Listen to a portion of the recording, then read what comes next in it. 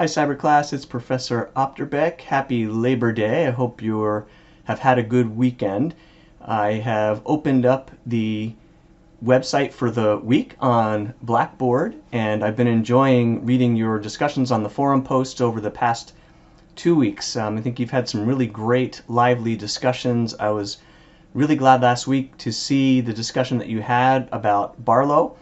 And many of you have brought out some important themes that we're going to talk about throughout the whole semester. A number of you talked about the problem of bullying and stalking and hate speech, and we are going to talk about the law that relates to that later in the semester. And you're absolutely right to point out that this is something Barlow really didn't seem to address at all in his declaration. And I think most people agree that it's an area where the law has to have something to say, and how you balance that against the norms of the internet and against free speech norms is one of the real difficulties with it. And a number of you also talked about some of the problems with disinformation online, and also the related problem of the role of social media companies. And it was interesting to see kind of some of you maybe being a little more in favor of some of the social media companies being a filter, and some of you not being in favor of the social media companies being the place of deciding what is correct or not correct information. And again, we're going to come back to that later in the semester, in particular when we talk about antitrust.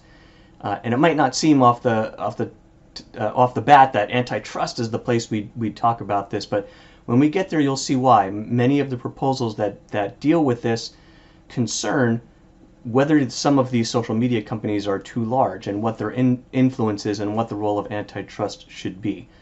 I do have some personal opinions about this that I've written about, and I will give you links to that when we get there. But just a short preview, this is a strange place, I think, policy-wise, where some of the far left and some of the far right are agreeing on some things for some very different reasons that raise some interesting questions about internet governance. And some of you also mentioned the issue of privacy, and that's an important one as well.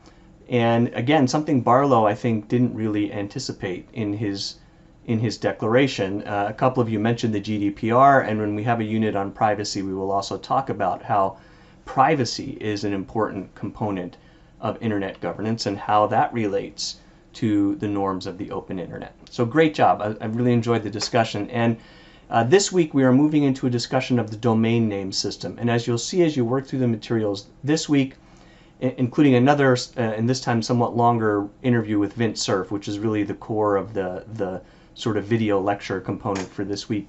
The domain name system has always been and continues to be a core part of internet governance, which is, it has some law backing it up, but really it's a function of agreements. I'm really excited because at our summit coming up at the end of the month, for the first time in these summits, I've gotten a speaker who's a professor in California who has an active role in ICANN. And I'm excited to have us talk with him about the work he does in ICANN.